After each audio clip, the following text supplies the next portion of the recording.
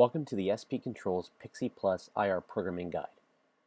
This guide will teach you how to program the Pixie Plus using IR remotes for controlling any IR controllable device. To begin the learning process, we will need the following components. A fully assembled and powered Pixie Plus unit, a paperclip which is used to initiate the programming mode of the Pixie Plus. This is included with the manual of the Pixie Plus in the original Pixie Plus blister pack, and an IR remote or multiple IR remotes for the device you wish to control. The Pixie Plus is designed to mimic the IR remotes that come with your individual devices, so you will need them to do the programming to the Pixie Plus itself. And finally, you will need a dimly lit room with as little sunlight or fluorescent light as possible. Both these types of lights tend to interfere with the IR programming process, so it's best to eliminate as much of this as possible in advance.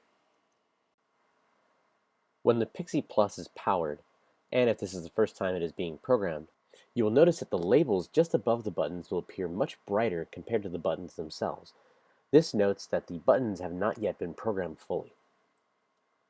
When you press the buttons, you will hear no noises or any distinct indication that the buttons have any commands on them. This is normal behavior for a newly installed Pixie Plus without any programming. With the lights dimmed, go ahead and insert the paperclip where it says Insert Paperclip to enter learning mode on the bezel. A small hole will be on the bottom right-hand side of the panel. Insert the paperclip and the panel will chirp at you several times, letting you know that it is in learning mode. The learning aperture will also light up red when it is ready. With the Pixie Plus now in learning mode, go ahead and press a button on the panel that you wish to learn a command to. Then, take the remote and aim it at the IR sensor on the top right of the panel. It is labeled Aim Remote to be learned here. Then, press the button on the remote. Give it a good second-long press as you press it. You will notice the learning indicator light will flash as you're pressing the button. After a good second-long press, release the button, and the command will be recorded into the Pixie panel. This will be indicated with a 3-beep sound from the Pixie panel.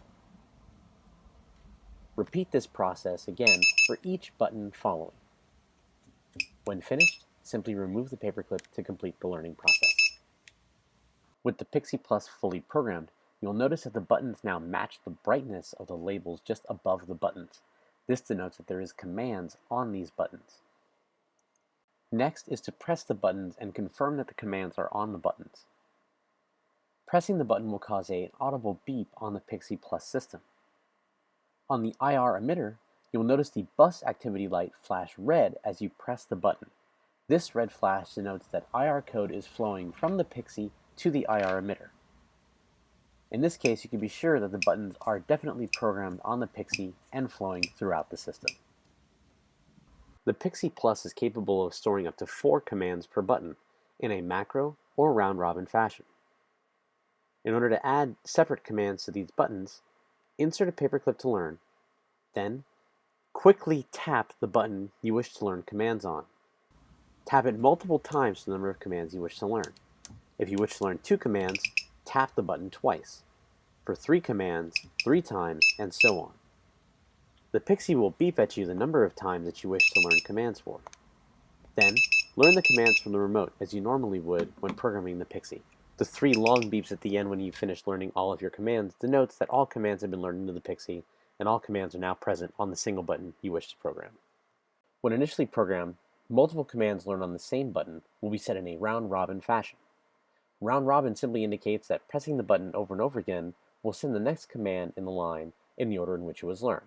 Pressing it once will activate the first command, a second time the second command, and so on, until it starts over from the beginning. To set the keys in macro mode, insert a paperclip, then press and hold your finger down on the button that you wish to set to macro mode. Wait until it beeps, and then release. When set in macro mode, the button itself will beep when pressed for the number of times that it has commands. If it's 2 commands, the number will beep twice. If 3, 3 times, and so on. The IR indicator for the bus activity will also flash for the number of times for commands that are being sent from the button. If 2, it will flash twice. If 3, it will flash 3 times, and so on. The Pixie Plus has multiple button combinations that you can use, and all of these are programmed slightly differently. When the single power button or the single source button is placed, the Pixie knows that these buttons are in place and treats these as single buttons with 4 commands per button. However, when moving between the double source or the 4 source button, the Pixie is not aware initially of the difference between the two inserted points. In order to make the Pixie aware of this adjustment, you must insert the 4-button source configuration into the Pixie.